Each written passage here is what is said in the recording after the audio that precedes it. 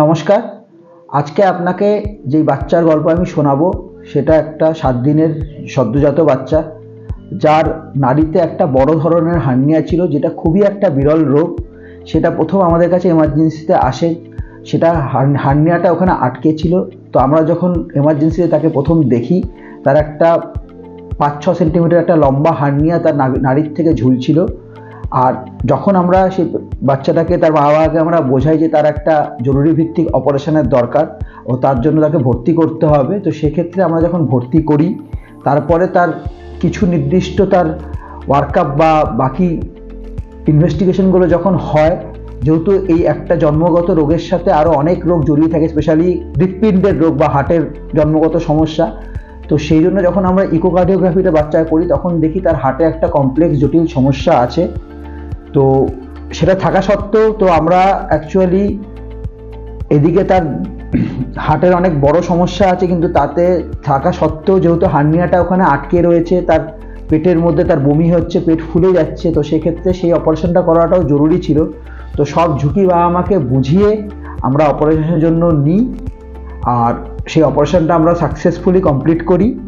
আর সেটার অপারেশন চলাকালীন যার মেনলি যেটা অ্যানাস্থেটিক দিক দিয়ে সমস্যাটা ছিল, সেটার ডেসক্রিপশন বা ব্যাখ্যা আপনাকে আমাদের অ্যানাস্থেটিস্ট বলবে। আমাদের পিডিয়াট্রিক সার্জন বাচ্চাটিকে এক্সামিন করেন এবং উনি সিদ্ধান্ত নেন যে ইমিডিয়েটলি বাচ্চাটির অপারেশন করতে হবে। তো এইরকম অপারেশনের আগে আমরা সবসময় ওয়ার্কআপ করে নিই, কিছু ইনভেস্টিগেশন করি, যার মধ্যে একটা রুটিন ইনভেস্টিগেশন হচ্ছে ইকোকার্ডিওগ্রাম। ইকোকার্ডিওগ্রাম করার সময় আমরা যেটা দেখতে পাই সেটি হচ্ছে যে বাচ্চাটির হার্টে একটি সমস্যা আছে। এই হার্টের সমস্যাটি যেটা ছিল সেটা হচ্ছে যে নর্মালি আমাদের বাকি সকলের ক্ষেত্রে দুটি প্রকোষ্ঠ থাকে মূলত, যেখান থেকে ব্লাডটা বেরোয় হার্ট থেকে, ডান দিকের প্রকোষ্ঠ, বাঁ দিকের প্রকোষ্ঠ, এবং ডান দিক থেকে ব্লাড চলে যায় লাংসের মধ্যে, বাঁ দিক থেকে ব্লাড চলে যায় গোটা বডিতে। এইভাবেই ব্লাডটা সার্কুলেট হয়। কিন্তু এই বাচ্চাটির ক্ষেত্রে আমরা দেখি যে ওর ডান দিকের রাস্তা পুরোপুরি বন্ধ, মানে ডান দিক থেকে কোনো ব্লাড লাংসে যেতে পারছে না। এটাকে আমরা বলি আমাদের ডাক্তারি ভাষাতে পালমোনারি অ্যাট্রেশিয়া, এবং তার সঙ্গে দুটো ভেন্ট্রিকল মানে দুটো নিলয়ের মাঝখানে কোনো গ্যাপ ছিল না। So pulmonary atresia with intact interventricular septum. এখন আমাদের কাছে তার মানে দুটো সমস্যা এসে দাঁড়ালো, একটি পেটের এমার্জেন্সি এবং সেই সঙ্গে হার্টের একটি মারাত্মক সমস্যা। এই ধরনের হার্টের সমস্যাকে আমরা বলি সিঙ্গেল ভেন্ট্রিকল ফিজিওলজি, মানে একটাই প্রকোষ্ঠ হার্টের, যে কিনা একই সঙ্গে গোটা বডিকে সাপ্লাই করছে আবার লাংসকেও সাপ্লাই করছে।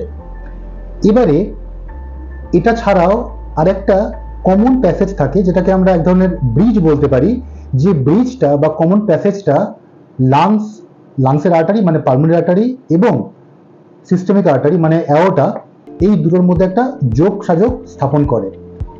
নর্মালি এটা বন্ধ হয়ে যায়, কিন্তু এই বাচ্চাটির ক্ষেত্রে সেটা ওপেন ছিল, তাই জন্যই বাচ্চাটি 7 দিন পর্যন্ত অন্তত বেঁচে ছিল।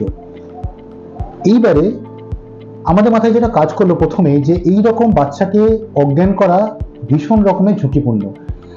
এই রকম ধরনের বাচ্চাকে অ্যানাস্থেশিয়া দেওয়াটাই হচ্ছে রিয়েল চ্যালেঞ্জ। তার কারণ আমাকে এমনভাবে অ্যানাস্থেশিয়া দিতে হবে যে এই যে কমন ব্রিজটা রয়েছে সেটা যেন কোনোভাবেই বন্ধ না হয়ে যায়।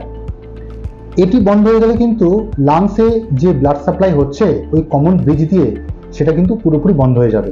সেক্ষেত্রে বাচ্চাটিকে আমরা বাঁচাতে পারবো না।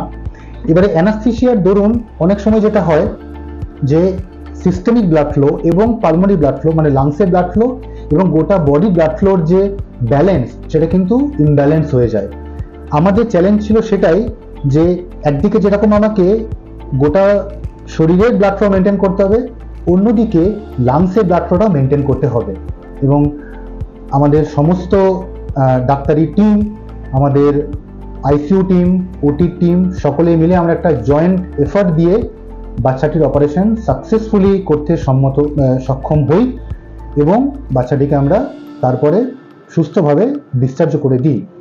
একটা ছোট বাচ্চা এসেছিল 7 দিন বয়স।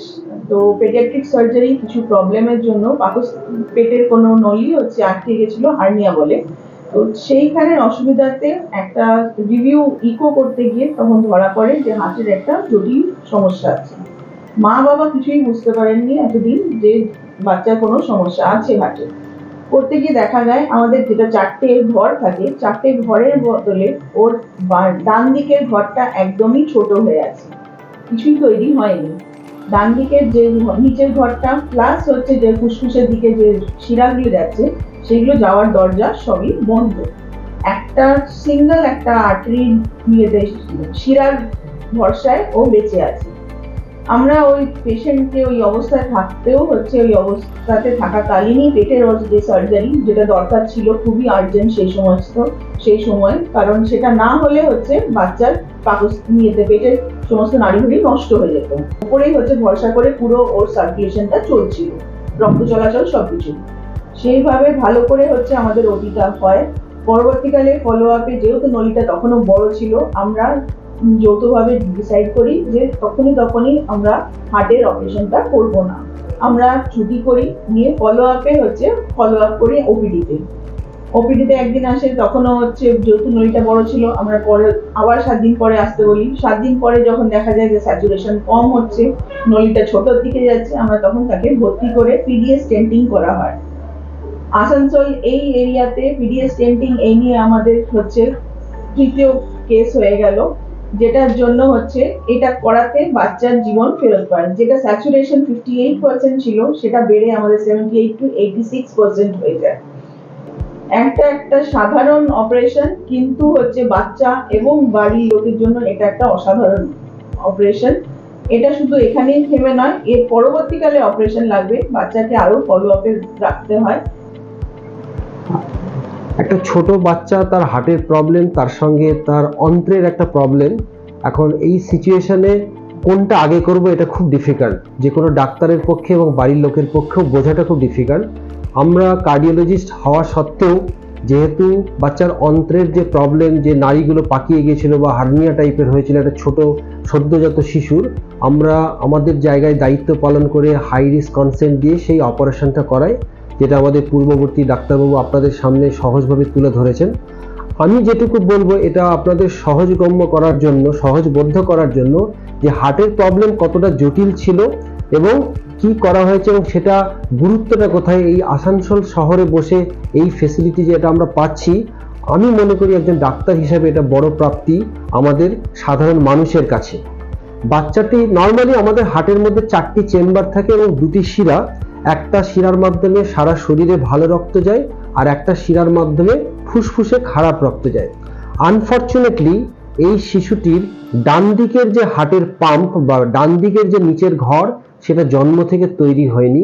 আর ওই ডান দিকের ঘর থেকেই 8-10টা সুস্থ শিশুর কিন্তু একটা শিরা যায়, যেটা ফুসফুসে দূষিত রক্তকে নিয়ে, এবং সেই শিরাটাও কিন্তু এই বাচ্চাটার তৈরি ছিল না, যেটা ছিল সব থেকে ডিফিকাল্ট পার্ট। এবং সেই সিচুয়েশনে আমরা ম্যানেজ করি এক্সপার্ট টিমের মাধ্যমে অন্ত্রের অপারেশন, কিন্তু এটা কোনো পার্মানেন্ট সলিউশন না। এই কন্ডিশনে বাচ্চার মেন শিরা, যেখানে ভালো রক্ত শরীরে যাচ্ছে, সেখান থেকে একটা ছোট বাইপাস রাস্তা, যেমন আসানসোল শহরের জ্যামটা অ্যাভয়েড করার জন্য বাইপাস তৈরি করে দিয়েছে ন্যাশনাল হাইওয়ে অথরিটি, কিন্তু অনেক সময় কি হয়, বাইপাস রাস্তা কিন্তু অতটা ভালো থাকে না। কিন্তু এই বাচ্চার যে বাইপাস শিরার মাধ্যমে যে রক্ত ফুসফুসে যাচ্ছিল, সেটাকে ডাক্তারি ভাষায় বলা হয় পিডিএ, যেটা ম্যাডাম বললেন, এক্সপ্লেন করলেন।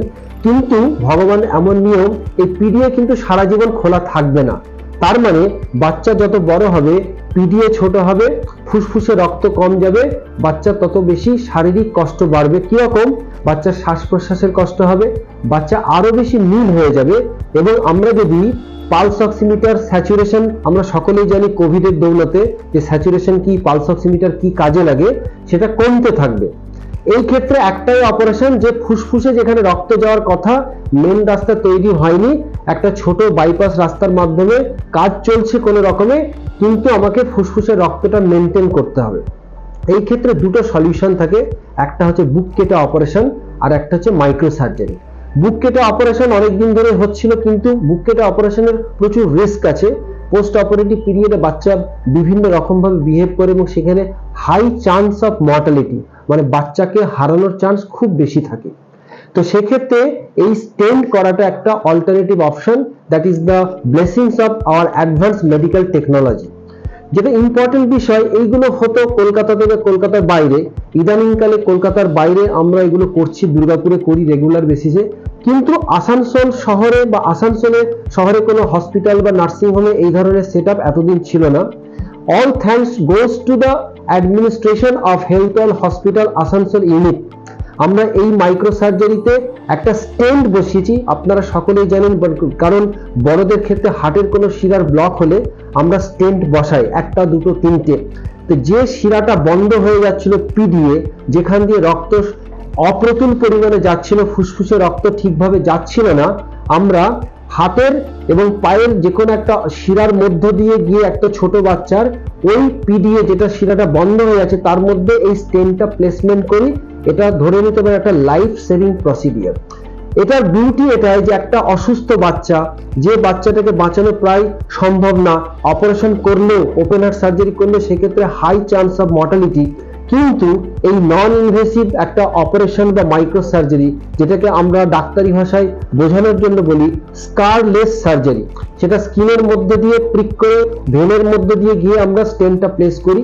এতে সুবিধা হচ্ছে বাচ্চা অনেক কম সময়ে তাড়াতাড়ি বাড়ি যেতে পারে এবং আইসিইউতে খুব কম সময় থাকতে হয়, আমরা তাড়াতাড়ি খাবার শুরু করতে পারি, এতে বাচ্চার রিকভারি খুব তাড়াতাড়ি হয় এবং এক্ষেত্রে মর্টালিটি চান্স খুবই কম, নগণ্য বলতেই আমরা বলা চলে। তো এই ধরনের অপারেশন, এগুলো আমাদের একটাই উদ্দেশ্য, এগুলো অনেক হাসপাতালে হয়, কিন্তু সাধারণ মানুষের কাছে আমাদের একটা অ্যাপিল যে আপনাদের কোনো বাচ্চার যদি কোনো ধরনের প্রবলেম হয় আপনারা আসুন, কারণ আপনার শহরে আপনার এলাকাতে এরকম স্বাস্থ্য পরিষেবা পাওয়া যায় সেটা জানা উচিত, এবং যে জানে না তার কাছে পৌঁছে দিন। আমরা চেষ্টা করব সেই স্বাস্থ্য পরিষেবাটা ওয়ার্ল্ড ক্লাস হেলথ ফ্যাসিলিটি, যেটা আগে কলকাতার বাইরে বা শুধুমাত্র কলকাতার গুটি কয়েক হাসপাতালে পাওয়া যেত, সেটা আমরা আসানসোলে সেটা পৌঁছে দিতে পেরেছি। তারপরে আরেকটা যেটা ইম্পর্টেন্ট জিনিস যেটা আমাদের বলা উচিত এবং জানা দরকার, যে আমরা এখানে আমাদের যে স্টেট গভর্নমেন্ট এবং সেন্ট্রাল গভর্নমেন্ট যে ধরনের স্কিম আছে, স্বাস্থ্যসাথী স্কিম বা আয়ুষ্মান ভারত, আমরা কিন্তু স্বাস্থ্যসাথী আয়ুষ্মান ভারত এই ধরনের স্কিমের মাধ্যমেও কিন্তু গরিব মানুষের কাছে আমরা স্বাস্থ্য পরিষেবা যেটা একদম ওয়ার্ল্ড ক্লাস সেটা কিন্তু তুলে দিই, এবং আমরা চেষ্টা করি যেন প্রত্যেকটা অসুস্থ শিশু, যে অসুস্থ শিশু সঠিক ট্রিটমেন্ট পেয়ে সে যেন মা বাবার কোলে ফিরে যেতে পারে এবং সে একজন সুস্থ, আগামী দিনে সুস্থ নাগরিক হিসেবে সে যেন দেশের এবং রাজ্যের দায়িত্ব পালন করতে পারে। এটুকুই আমাদের হেলথওয়েল ফ্যামিলি থেকে আপনাদের কাছে আবেদন, যে কোনো প্রয়োজন হলে আপনারা আসুন, আমাদের পরিষেবা নিন। যদি কোনো সেখানে আমাদের দিক থেকে করার থেকে আমরা কিন্তু সেটা সবসময় যতটুকু সম্ভব বেস্ট সেই ফেসিলিটিটা আমরা বাচ্চা এবং পেশেন্টের কাছে তুলে ধরব। ধন্যবাদ।